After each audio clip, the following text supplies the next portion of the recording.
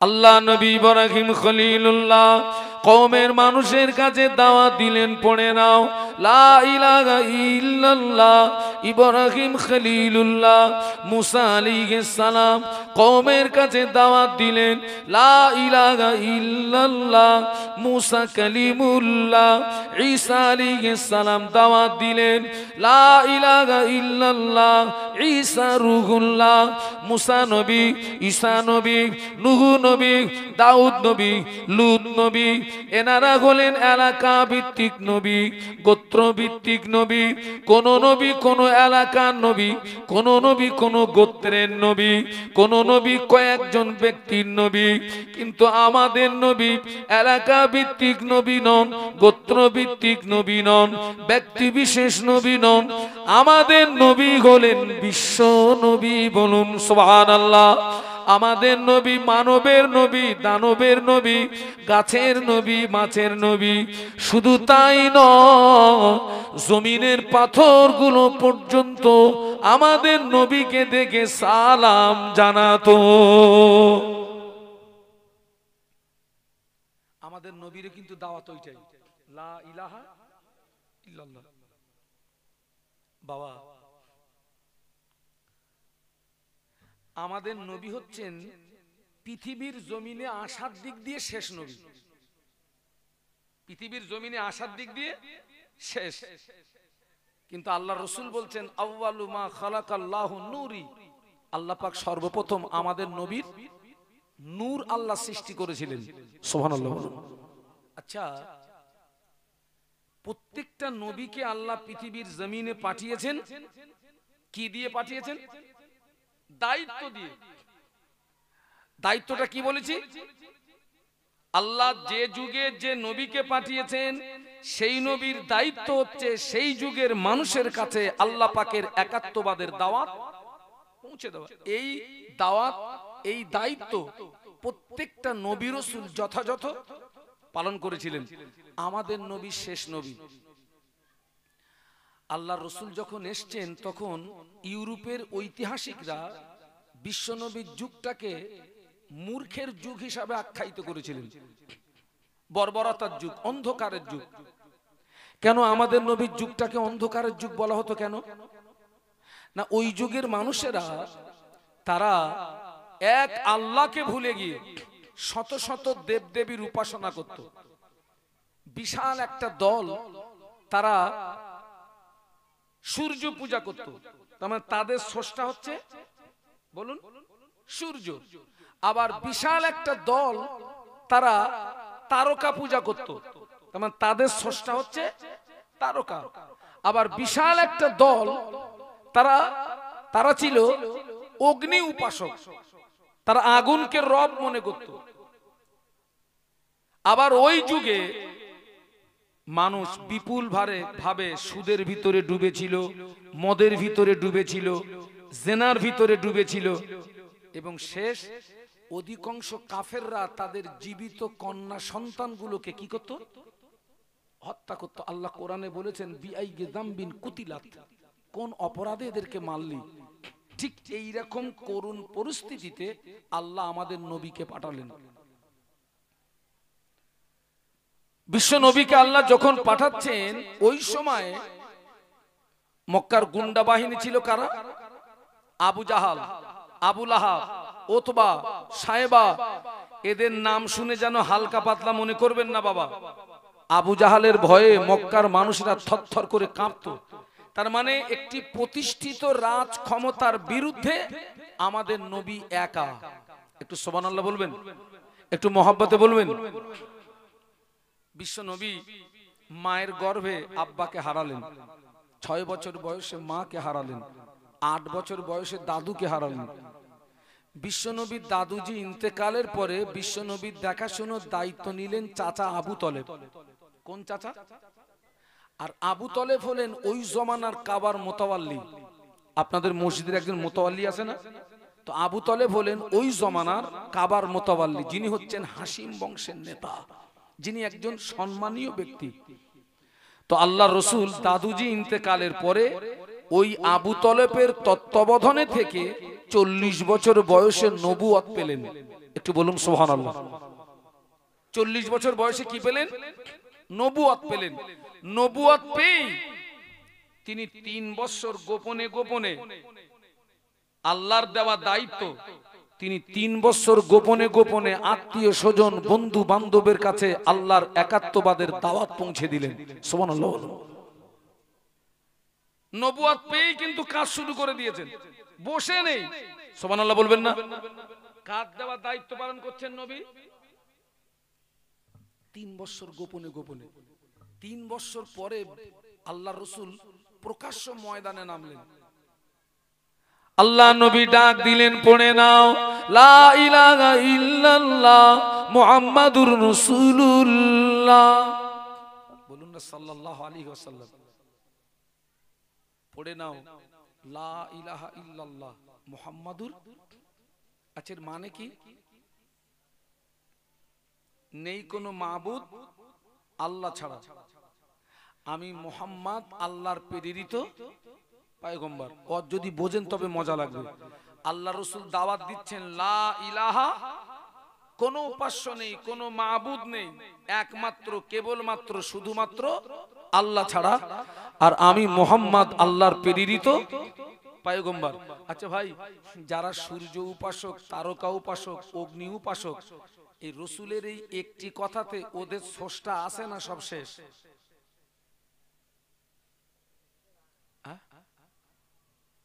না বুঝতে পারেননি? আল্লাহর রাসূল যে বলছেন লা ইলাহা ইল্লাল্লাহ, কোনো মাবুদ নেই কে ছাড়া? আল্লাহ ছাড়া। তাহলে যারা সূর্য উপাসক, যাদের স্রষ্টা সূর্য, যাদের স্রষ্টা তারকা, যাদের স্রষ্টা আগুন, ওদের সে স্রষ্টা আছে না শেষ? নেই, শেষ। কোনো মাবুদ নেই কে ছাড়া? এক কথাতেই সব শেষ। সুবহানাল্লাহ বলবেন না? আল্লাহ নবী যদি বলতেন আল্লাহু মাবুদুন মুহাম্মাদুর রাসূল, আল্লাহ মাবুদ আমি মুহাম্মদ তার রাসূল, তাহলে মক্কাবাসীদের সঙ্গে নবীর কোনো সংঘর্ষ ছিল না। ওরা জানতো মুহাম্মদ আমরা একটা করে স্রষ্টা বেছে নিয়েছি, তুমি একটা স্রষ্টা বেছে নিয়েছো। মুহাম্মদ তুমি তোমার স্রষ্টাকে নিয়ে চলো, আমরা আমাদের স্রষ্টাকে নিয়ে চলি। আল্লাহর রাসূল তা বলেননি। রাসূল বলেছেন কোনো মাবুদ নেই, কোনো আইনদাতা নেই, বিধানদাতা নেই, হুকুমদাতা নেই, একমাত্র কেবলমাত্র আল্লাহ ছাড়া আমি মুহাম্মদ আল্লাহর প্রেরিত পয়গম্বর। একটু জোরে বলুন।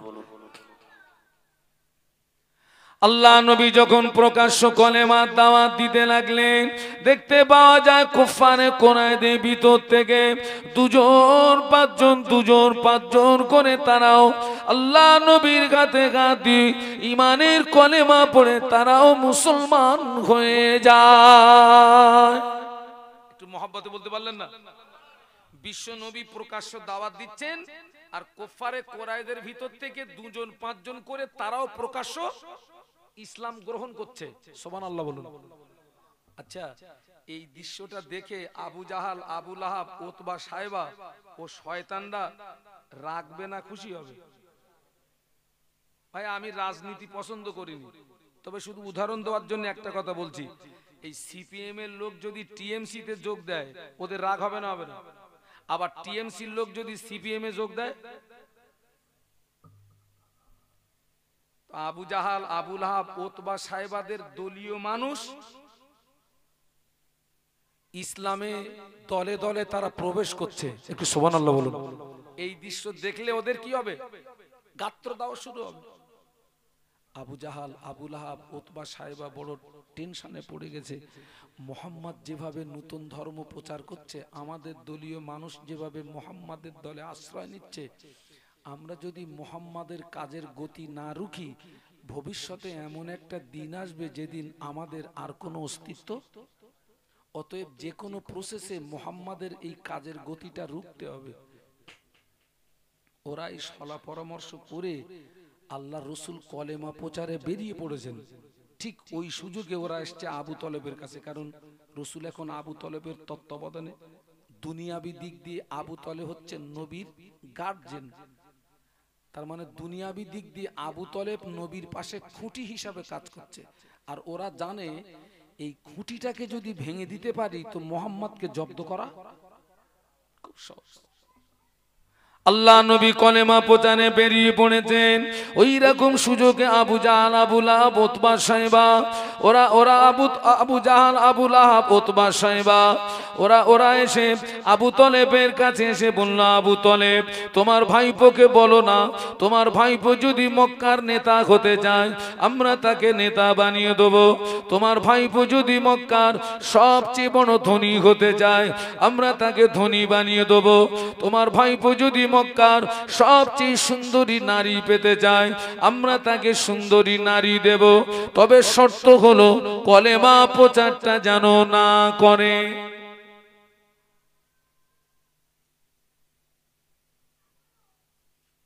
কাফেররা নবীকে অফার দিচ্ছে কটা? তিনটে। এক নাম্বার, ওরা আমার নবীকে নেতা বানিয়ে দেবে। দুই নাম্বার, টপ র্যাঙ্কের ধনী বানিয়ে দেবে। তিন নাম্বার, মক্কার সবচেয়ে সুন্দরী। বর্তমান দুনিয়াও কিন্তু চলছে এই তিনটে বিষয়ের উপরে। আপনি একটু লক্ষ্য করুন, বর্তমান দুনিয়াও চলছে এই তিনটে বিষয়ের উপরে। এই যে সারা পৃথিবীতে মারামারি, কাটাকাটি, হানাহানি কেন? আমি নেতা হব, আমি ধনী হব, আর রাত্রিরে যদি সুন্দর একটা মেয়ে লোক পাইতো কেল্লা ফাতে, ঠিক সেই টোপটা দিল ওরা। আবু তলেব, তোমার ভাইপোকে বলো না, তোমার ভাইপো যদি মক্কার নেতা হতে চায় নেতা বানিয়ে দেবো, ধনী হতে চাইলে ধনী বানিয়ে দেবো, সুন্দরী নারী চাইলে নারী দেবো, তবে আমাদের শর্ত হচ্ছে একটা, ওই কলেমা প্রচারটা যেন না করে। আবু তলেব, তোমার ভাইপো আমাদের দাবি মেনে নিয়ে কলেমা প্রচার বন্ধ করে তো ভালো, এরপরে যদি তোমার ভাইপো বন্ধ না করে আমরা তোমাকে হুঁশিয়ারি করছি, আজকের থেকে তুমি তোমার ভাইপোকে আর জায়গা দিতে পারবে না। যদি দাও তাহলে আমরা তোমার বিরুদ্ধে যুদ্ধ ঘোষণা করব। কথা বুঝতে পারছেন ভাই? সমাজ বলে একটা কথা আছে না? আবু তলেবের ভয় লাগবে না? লাগবে না? আবু তলেব এখন উভয় সংকটে। বিশ্ব নবীকে জায়গা দিয়ে আবু তলেব এখন উভয় সংকটে। ওরা পরিষ্কার বলছে, এরপরে যদি তুমি তোমার ভাইপোকে জায়গা দাও আমরা তোমার বিরুদ্ধে যুদ্ধ ঘোষণা করব। ওরা বাড়িতে গিয়ে অঙ্ক কষছে, আবু তলেবকে যা বলে এসেছি সিদ্ধান্ত একটা নিতে হবে। আল্লাহ নবী কলেমার দাওয়াত দিয়ে বাড়ি ফিরলেন। আবু তলেব আমার নবীকে একটি নির্জন কক্ষে ডেকে নিয়ে বললেন, বাবা মুহাম্মদ, তোমার জন্য খুশির সংবাদ। আল্লাহ নবী মনে করলেন কোন বেঈমান বলে হয় ইসলাম গ্রহণ করেছে। বাবাজি, একটা কাফের যদি ইসলাম গ্রহণ করে আল্লাহ নবীর বুকটা যেন 50 হাতের মতো লম্বা হয়ে যেত। একটু মহব্বতে বলতে পারলেন না? একটা কাফের ইসলাম গ্রহণ করলে নবীর মনটা আনন্দে ভরে উঠত। একজন আমার রাসূল বললেন, চাচা যান, কি খুশির সংবাদ। আবু তলেব বলে, বাবা, মক্কার বিশিষ্ট ব্যক্তিরা আমায় বলে গেল তুমি যদি মক্কার নেতা হতে চাও তারা তোমায় নেতা বানিয়ে দেবে, ধনী হতে চাইলে ধনী বানিয়ে দেবে, সুন্দরী নারী চাইলে নারী দেবে, তবে শর্ত হলো বাবা কলেমা প্রচারটা করা যাবে না। আল্লাহ নবী বললেন, না ও চাচা যান, আপনি ওদের বলে দিন যদি ওদের দাঁড়াতে সম্ভব নয়, ওরা যদি আমার এক হাতে আসমানের চাঁদ এনে দেয়, অপর হাতে যদি আসমানের সূর্য এনে দেয়, এক হাতে আসমানের চাঁদ অপর হাতে যদি আসমানের সূর্য এনে দেয়, তথাপিও মুহাম্মদ আল্লাহর দেওয়া দায়িত্ব কলেমা প্রচারটা বন্ধ করতে পারবে না। যদি বলতে পারলেন না, মহব্বতে বলতে পারলেন না? ওরা আমাকে নেতা বানিয়ে দেবে, ধনী বানিয়ে দেবে, সুন্দরী নারী দেবে, ও মামুলি ব্যাপার। চাচা ওদের বলে দেন যদি ওদের দ্বারাতে সম্ভব নয়, এক হাতে আসমানের চাঁদও যদি এনে দেয়, অপর হাতে আসমানের সূর্যও যদি এনে দেয়, তথাপিও মুহাম্মদ আল্লাহর দেওয়া দায়িত্ব থেকে কিঞ্চিত পরিমাণে দূরে সরে যাবে না। এর নাম নবী, এর নাম কি? আবু তলেব বলছে, বাবা তুমি যদি তোমার দায়িত্ব থেকে সরে না আসো তাহলে মনে হয় আজকের থেকে আমি তোমাকে আর। বাবা, ন্যায়ের উপরে দাঁড়িয়ে থাকাটা সহজ না কঠিন? ও মুরব্বীরা, ন্যায়ের উপরে দাঁড়িয়ে থাকতে গেলে আপনার থেকে আপনার বাপ পালাতে পারে, মা পালাতে পারে, বিবি পালাতে পারে, ছেলে পালাতে পারে, বন্ধু বান্ধব পালাতে পারে, টোটাল প্রতিবেশী।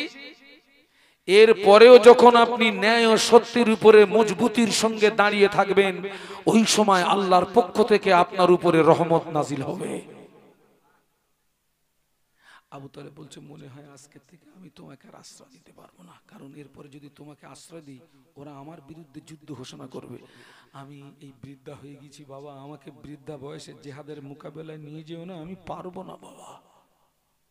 আল্লাহ নবী কেঁদে ফেললেন।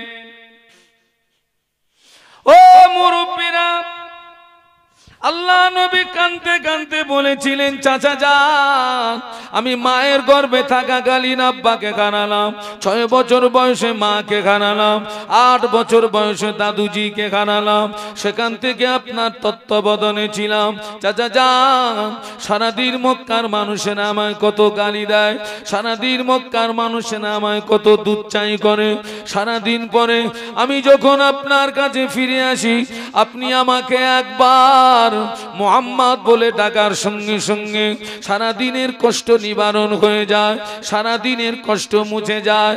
ও চাচা যান, আজকে যদি আপনি আমাকে আশ্রয় না দেন, জায়গা না দেন, আমি মুহাম্মদ এটি জানবো, পৃথিবীর জমিনে মুহাম্মাদের পাশে দাঁড়ানোর মতো কেউ নাই, পৃথিবীর জমিনে মুহাম্মাদের আহা বলার মতো কেউ নাই, পৃথিবীর জমিনে মুহাম্মাদের চোখের পানি দেখার মতো কেউ নাই। ও চাচা যান, আপনি আমাকে জায়গা দেবেন কিনা ওটা আপনার ব্যক্তিগত ব্যাপার, তবে আপনি আমাকে জায়গা দেন আর না দেন, আমি মুহাম্মদ আল্লাহর দেওয়া দায়িত্ব, আমি কলেমা প্রচারটা বন্ধ করতে পারবো না। আর একটু জোরে বলা যায় না? এতদিন জানতাম আমার পাশে কেউ থাক আর না থাক, আমার চাচা ছিল, আজকের থেকে জানবো আমার কেউ নেই, তবে কাজ বলো বন্ধ হবে না। চাচা একটু মহব্বতে বলা যায় না? আবু তালেব কেঁদে ফেলেছে, ভাইপো তো, আরে ভাই চাচা ভাইপোর মধ্যে একটা আন্তরিক টান থাকে না? থাকে না? চাচা ভাইপোর মধ্যে যদি মনোমালিন্য থাকে, চাচার কানে যদি সংবাদ আসে গোপালপুর মোড়ে ভাইপোরে ধরে কেউ মারতেছে, ও চাচা বাড়ি থাকবে না মাল কাছে মারবে? আবু তালেব কেঁদে ফেলেছে। আবু তালেব কাঁদতে কাঁদতে বলেছিলেন, বাবা মুহাম্মদ কষ্ট নিও না বাবা, দুঃখ নিও না বাবা, রোনাজারি করো না বাবা, যাও যেথায় তোমার ইচ্ছা সেদায় তুমি কলেমা প্রচার করো, যেথায় তোমার ইচ্ছা সেদায় তুমি কলেমার দাওয়াত দাও। আবু তালেব যতদিন পৃথিবীর জমিনে জীবিত আছে দেখে নিতে চায় মক্কার কোন শক্তি মুহাম্মদকে ক্ষতি করতে পারে। ওই দিনে বিশ্বনবী কান্না ভরা চোখে হেসে ফেলেছিলেন। সুবহানাল্লাহ বলতে পারলেন না? আচ্ছা ভাই, এজ এ উম্মাত হিসাবে নবীর ওই আদর্শটা আমাদের মধ্যে থাকার দরকার আছে না? নেই? আছে না? কিন্তু ওই আদর্শটা কজন ব্যক্তির ভিতরে আছে? এখন যদি বলি কারা কারা নবীরে ভালোবাসেন হাত তোলেন, হাত কি একটাও বাদ যাবে বলে মনে হয়? আরে ভাই, হাত তুলে নবীর ভালোবাসা প্রমাণ করানোটা সহজ না কঠিন? সহজ। আর প্র্যাকটিক্যালে দেখানোটা? নবী পাকের একজন সাহাবী আল্লাহ নবীকে জিজ্ঞাসা করেছিলেন, ইয়া রাসূলুল্লাহ, হাবিবাল্লাহ, মাতা সা, হুজুর কিয়ামত কবে হবে? ওই চিলিপচিটে দাও তো, কি কবে হবে কিয়ামত? একজন সাহাবী নবীকে জিজ্ঞাসা করলেন।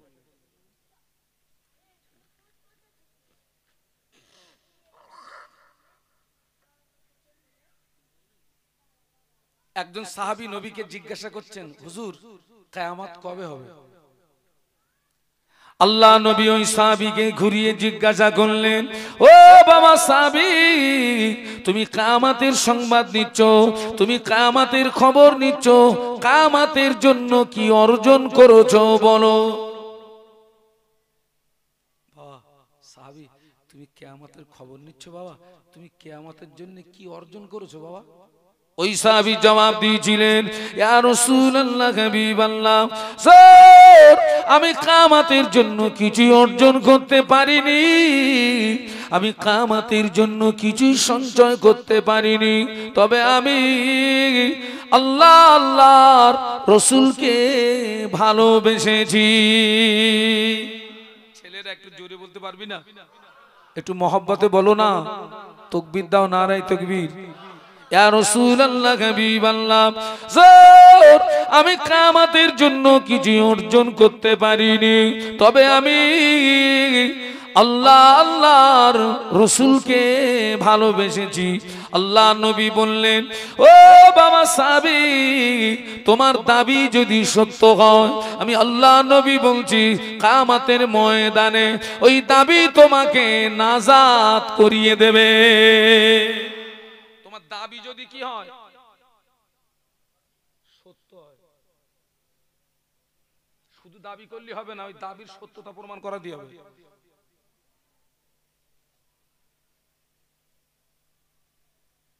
আল্লাহ নবী মক্কাবাসীদের উপকার করছিলেন না ক্ষতি করছিলেন? ওরা তো জাহান্নামার ভিতরে পড়ে হাবুডুবু খাচ্ছিল।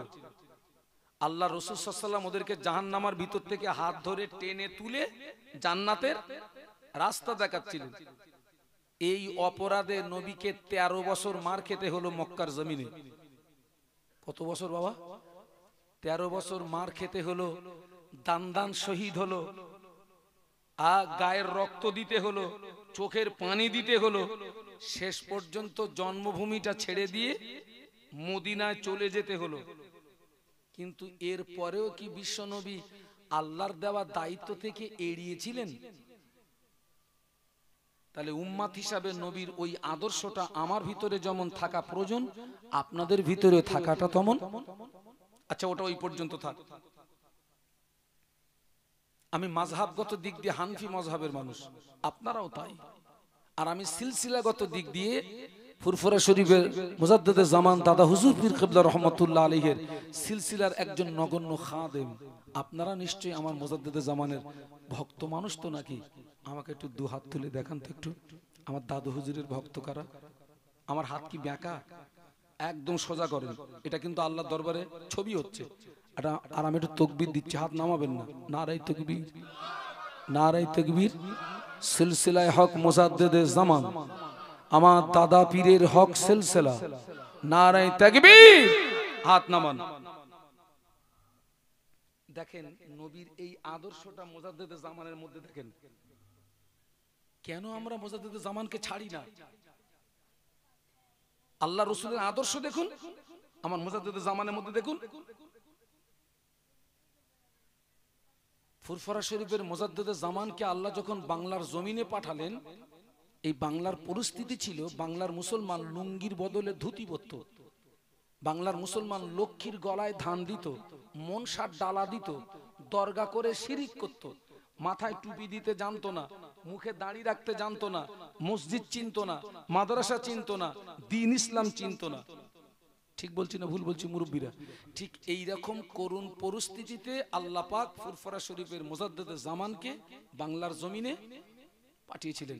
আচ্ছা, আমার আপনার পীর ও মুর্শিদ তিনি কি পারতেন না ঘরের ভিতরে নামাজ রোজা তাসবিহ তেলাওয়াত জিকির আজকার মোরাকাদা মুশাহাদা করে তিনি আল্লাহকে রাজি করতে পারতেন না? পারতেন না? খুব পারতেন। আচ্ছা, তিনি কি তার জীবনটাকে ঘরের মধ্যে সীমাবদ্ধ রেখেছিলেন? কেন?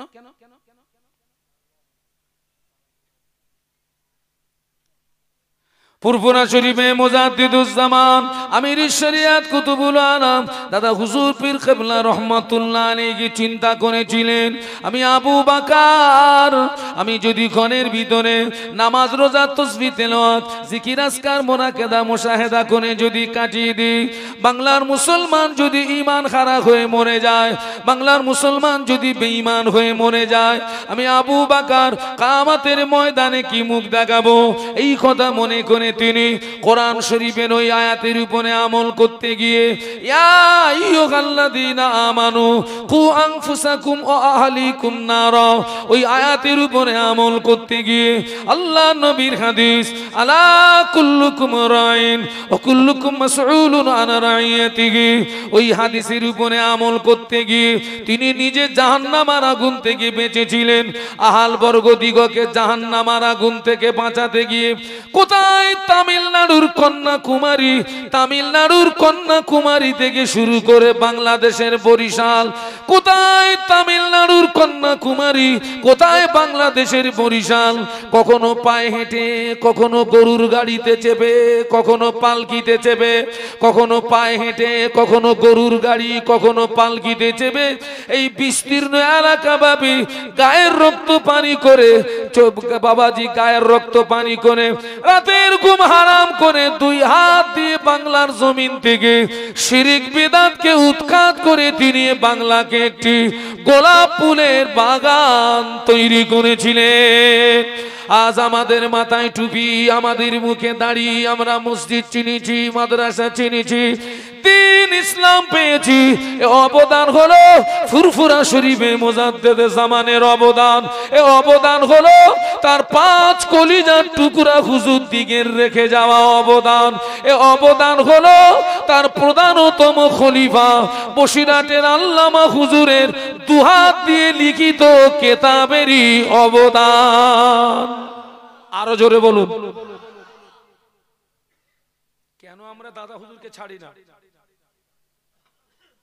কেন আমরা 5 হুজুরকে ছাড়ি না? কেন আমরা আল্লামা হুজুরকে ছাড়ি না?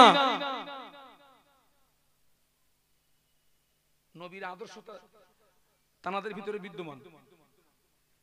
তিনি খুব পারতেন ঘরের ভিতরে বিবি ছেলে বাচ্চা নিয়ে আনন্দে জীবন যাপন করবেন। ছুটেছেন কোথায় বলেছি? তামিলনাড়ুর কন্যাকুমারী টু। আল্লাহ আমাকে তামিলনাড়ু সফর করিয়েছেন, দমদম এয়ারপোর্ট থেকে চেন্নাই এয়ারপোর্ট 2 ঘন্টা সময় লাগে প্লেনে। আল্লাহ আমাকে বাংলাদেশ সফর করিয়েছেন, আল্লাহ নিয়ে গেছেন। কিসে কিসে গিয়েছেন বাবা? পায়ে হেঁটে, গরুর গাড়ি আর পালকি। হ্যাঁ, এই আমরা এখন যে সমস্ত গাড়িগুলো চাপি, গাড্ডায় পড়লে হুজুরির গায়ে যেন আঘাত না লাগে, সকার গাড্ডা বাঁচায়, আর সকার যেগুলো ছেড়ে দেয়, আমরা যেখানে বসে থাকি 1 হাত পুরু, কি বলেন দিন, গদি, হুজুরির গায়ে যেন টাচ না লাগে। আর মুজাদ্দেদে জামান যে গাড়িতে চেপে দিন প্রচার করেছিলেন, ও গাড়ি এমন গাড়ি, গাড্ডায় পড়লে গাড়িতে যতটা আঘাত হবে, ওই গাড়িতে যিনি থাকবেন তার বডিতেও ততটা। কি গাড়ি? গরুর গাড়ি। ওতে কোনো সকার টকার আছে? পালকি। হ্যাঁ, পালকি। পালকিতে নাই, কাঁধে করে নিয়ে যাবে ঠিকই বাবা। এখন মনে করেন আমার তো অধিকাংশ জলসা সব বাইরে গো, লোকালিটিতে জলসা জুলুস আমার খুব কম। আমাকে ছুটতে হয় হাওড়া জেলা, হুগলি জেলা, পূর্ব মেদিনীপুর, পশ্চিম মেদিনীপুর, বাঁকুড়া, বীরভূম, আমাকে ছুটতে হয় আপনার রাজস্থান, হায়দ্রাবাদ, ত্রিপুরা, মহারাষ্ট্র, নাগপুর, আমাকে ছুটতে হয় বাবা। এখন মনে করেন আমাকে যদি এখান থেকে ফুরফুরা পর্যন্ত পালকিতে করে নিয়ে যায়, ও কাঁধে করে নিয়ে গেলেও ওই ফুরফুরায় গিয়ে যদি ছেড়ে দেয়, ঠ্যাং সোজা হবে বলে মনে হয়? এতটা কষ্ট করে তিনি 2 হাত দিয়ে বাংলার মাটি থেকে শিরিক বিদআতকে উৎখাত করে তিনি বাংলাকে একটি গোলাপ ফুলের বাগান তৈরি করেছিলেন। আরো জোরে বলুন, আমরা কেন দাদা হুজুরকে ছাড়ি না? আমরা কেন 5 হুজুরকে ছাড়ি না? কেন আল্লামা হুজুরকে ছাড়ি না? আমি আগিয়ে যাব, চলুন একটু মদিনার থেকে ঘুরে আসি। আপনাদের মদিনাতে যদি মন চাইতো নাকি, চলুন একটু ঘুরে আসি। দরুদ শরীফ আল্লাহুম্মা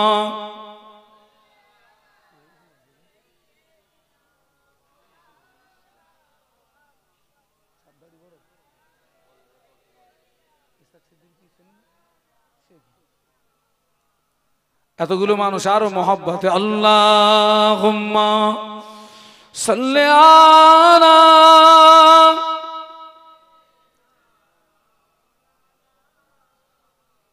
মাশাআল্লাহ মাশাআল্লাহ, ছেলেরা জোরে জোরে পড়ো।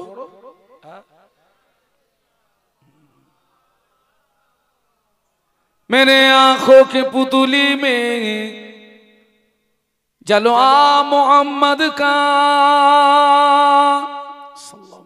मेरे दिल के आईने में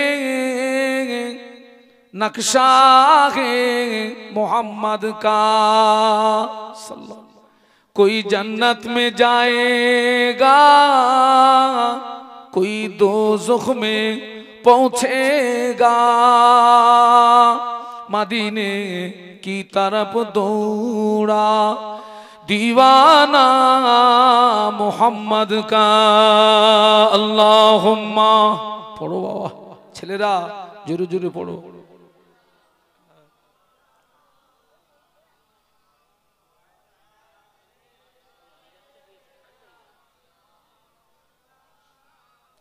খুব সুন্দর লাগছে, একটু কলেমার জিকির লা ইলাহা ইল্লাল্লাহ, জবান খুলে লা ইলাহা ইল্লাল্লাহ, লা ইলাহা ইল্লাল্লাহ মুহাম্মাদুর রাসূলুল্লাহ। আল্লাহুম্মা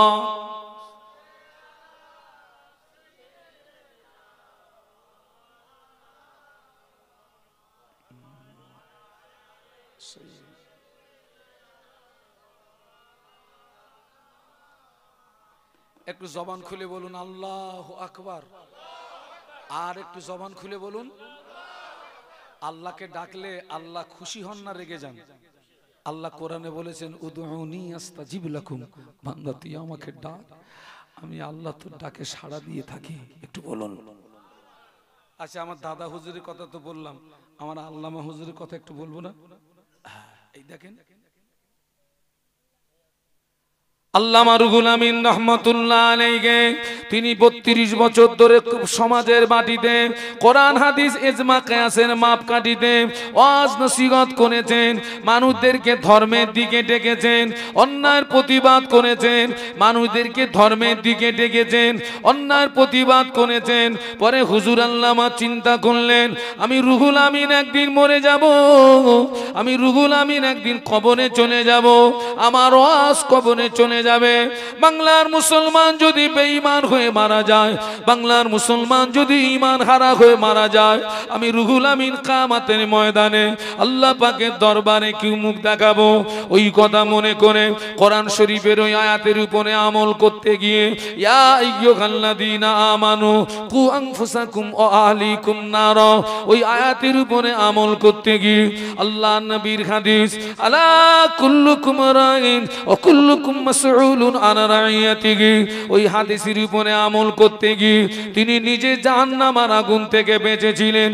আল বর্গ দিগকে জাহান্নামের আগুন থেকে বাঁচাতে গিয়ে গায়ের রক্ত পানি করে রাতের ঘুম হারাম করে 2 হাত দিয়ে তিনি কলম চালিয়ে 1.5 শতাধিক কিতাব তিনি লিখে গিয়েছেন। হুজুর আল্লামা বলে গেলেন, আমার কিতাব যারা পড়বে, আমার কিতাব যারা অনুসরণ করবে, অন্য কোন দলমত তাদের গোমরাহি করতে পারবে না, পথভ্রষ্ট করতে পারবে না, তারা খাঁটি সুন্নাত ওয়াল জামাতের উপরে প্রতিষ্ঠিত থাকবে। কিয়ামতের ময়দানে একটি মাত্র দল জান্নাতে যাবে, ওই দলটির নাম হলো সুন্নাত ওয়াল জামাত। বাবা, আল্লাহ তো অনেক জায়গায় নিয়ে যায়, ঘুরে ঘুরে দেখেছি বাবা। আল্লামা হুজুর যদি কিতাবগুলো লিখে না যেতেন, আমরা খাঁটি ঈমানের জায়গায়। এবং আরো একটা সুসংবাদ দিচ্ছি আপনাদেরকে, আমি বাংলার বাইরে গিয়ে দেখেছি, বাংলার মানুষ যত শরীয়ত জানে আর বাংলার মানুষ যত শরীয়ত মানে, অন্য রাজ্যের মানুষ এত শরীয়ত জানেও না, অন্য রাজ্যের মানুষ এত শরীয়ত মানেও না। এই অবদান আল্লামা হুজুরের কিতাবের অবদান। সুবহানাল্লাহ। হ্যাঁ, আল্লাহ দুবার আমাকে হজ পাকে নিয়ে গেছে। আল্লাহ রে, হজের একটি ফরজ হচ্ছে 9 জিলহজ কিছুক্ষণের জন্য আরাফাতের ময়দানে অবস্থান করাটা ফরজ।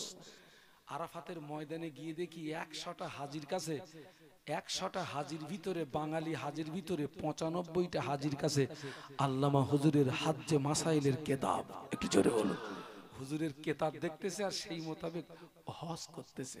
সুবহানাল্লাহ বলুন। ওনাদের ধান্দা ছিল নিজে বাঁচা, অপরকে, আর আমাদের ধান্দা সাসা সাসা। ওটা কিন্তু ভুল সিদ্ধান্ত। আমরা কিন্তু ভুল সিদ্ধান্তের ভিতরে আছি। নিজেকে বাঁচতে হবে, অপরকে। আল্লাহু আকবার। আল্লামা হুজুরের কথা তো একটু বলেছি বাবা। এই যে মুজাদ্দেদে জামান যে বিস্তীর্ণ এলাকাব্যাপী দায়িত্ব পালন করেছেন, 5 হুজুর যে বিস্তীর্ণ এলাকাব্যাপী দায়িত্ব পালন করেছেন, আল্লামা হুজুর যে বিস্তীর্ণ এলাকাব্যাপী দায়িত্ব পালন করেছেন, ও ক্ষমতা কি আমাদের আছে? নেই। আমি বলেছিলাম আমরা হচ্ছি বাড়ির অন্য সদস্যদের রাখাল। আমরা কি আমার ঘরটা সামলাতে পারবো না? চেষ্টা তো আর কবে করব? হ্যাঁ, আপনার ঘরটা আপনি সামলান আর আমার ঘরটা। হ্যাঁ ভাই, আমারে যেন ভুল বোঝেন না। এই যে জলসা জুলুস হলি, ওই যেখানে দোকানপাট বসে ওই জায়গাটায় মেয়েদের ভিড় হয় না? আমার দৃষ্টিতে এখন 4টে জায়গা মেয়েদের দখলে চলে গেছে। কত জায়গা বলেছি? কোন কোন জায়গা বলেন দিন?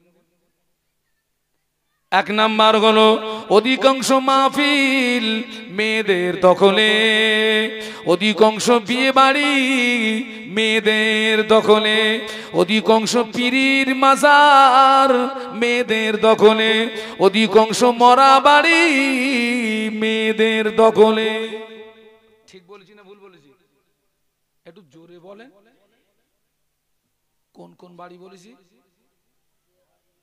1 নাম্বার মাহফিল, 2 নাম্বার বিয়ে বাড়ি, 3 নাম্বার পীরির মাজার, 4 নাম্বার মরা বাড়ি। এখন বিয়ে বাড়ি পুরুষ বেশি না নারীর বেশি? আর অধিকাংশ বিয়ে হচ্ছে বলো দিনের বেলা না রাতের বেলা হচ্ছে? ওই ফ্ল্যাট ভাড়া করে হচ্ছে। ওর ব্যাখ্যা আজকে আর দেবো না বাবা, ওসব আলাদা ব্যাখ্যা। মাহফিল গুলো দেখেন, ওই যে মেয়েরা ঘুরতেছে, যেভাবে ঘুরছে আপনারাই সাক্ষী দেন, ওই জায়গাটায় গোনা হচ্ছে না হচ্ছে না? জেনা হচ্ছে না হচ্ছে না? এর জন্য দায়ী কারা বলেন দিন? কারা? ভাই আগে আমি গরু চড়াতাম, আমার প্রথম জীবনে আমি বিশাল একটা সময় গরুর রাখালি করেছি আমি। আপনি আমার ঠাট্টা করবেন? আল্লাহর নবী কি চড়াতেন? আমি আমার জীবনের শুরুতে নবীর একটা সুন্নাত আদায় করেছি আমি। ওই মাঠে গরু নিয়ে যেতাম, তো গরু ছেড়ে দিয়ে আমরা রাখালরা এক জায়গায় বসে আমরা সব গট্টা মারতাম, আর ওই গরু কারোর কারোর ক্ষেতের ফসল খেত, আর সেই ক্ষেতের মালিক যে ওই গরু ধরে মারত। আচ্ছা, গরুরে মেরে কি ও ফসল খাওয়া বন্ধ হবে? কথা বলে না। ওই মাঠটা দরকার কার বলেন দিন? ওই রাখালটা ধরে একটু কায়দা করে কষাই দে, তো জীবনে তোর খাতে আর গরু আসবে। ঠিক বলেছি না ভুল বলেছি?